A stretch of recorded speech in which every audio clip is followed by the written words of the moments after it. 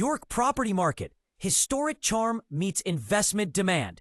Right. Let's talk about York. The cobbled streets, the medieval walls, the minster that literally makes your jaw drop. It's no wonder buyers fall head over heels. But lately, it's not just tourists clutching flat whites in the shambles. It's investors, families, and even digital nomads saying, yep, York's the place. I've had more than one client from London say something like, I just want somewhere quieter, beautiful, but still connected. York, with its 2-hour rail sprint to King's Cross, ticks all the boxes, and then some. You get the postcard views and the rental yield. Honestly, I wasn't expecting the boom to stretch this far north post-pandemic, but here we are. So, what's driving the surge in demand? For starters, remote work. Back in 2019, no one wanted to live in a 14th century townhouse if it meant a 3-hour commute. Now, they're asking about Wi-Fi speed and whether the beams in the lounge can hold floating shelves.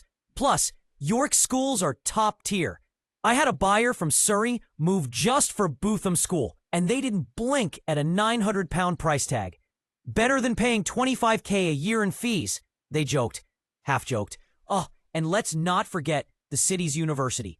Always good for steady student-led demand. Investors love a classic 5-bed terrace in Heslington or Fulford. Easy rental, minimal voids, rinse, repeat. Now let's talk properties, the real stuff. The period stock in York is Georgian townhouses with original fireplaces, Edwardian semis with bay windows and tiled porches. I viewed one in Clifton the other week. It needed updating, but you can feel the history in the walls. The buyer was a semi-retired architect, eyes lit up like a kid in a toy shop. But the new builds? They're quietly making waves. I know. Some purists wince at anything with UPVC. But listen, when a 3-bed in Derwentthorpe offers EPC A ratings and solar panels, young families lap it up, especially with mortgages being the monster they are right now. Here's a little tale from the trenches.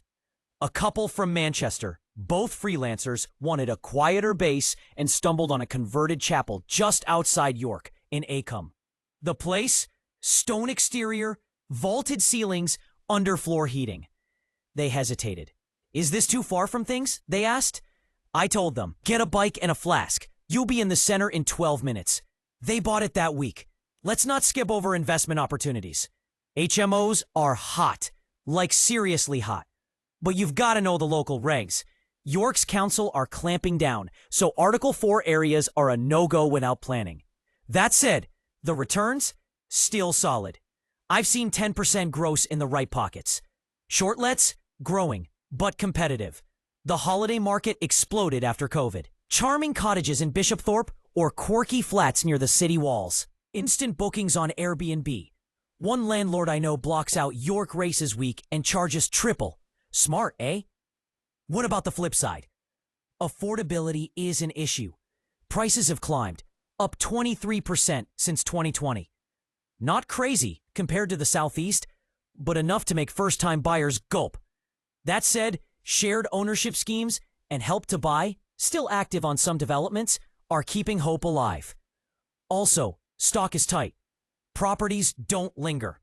I listed a 2-bed Victorian terrace near Holgate. Over 20 viewings in 48 hours. Sold over asking. That pace isn't slowing either. So what's next for York? Honestly, growth. Smart, heritage-friendly growth. Regeneration zones like York Central will bring in thousands of new homes and office spaces. It's a game changer. But the soul of the city, its history, character, that indescribable Yorkness, that's staying put. And if you're thinking of buying, selling, or investing here, let's talk. York's not just a pretty face. It's a smart move. And if someone tells you otherwise,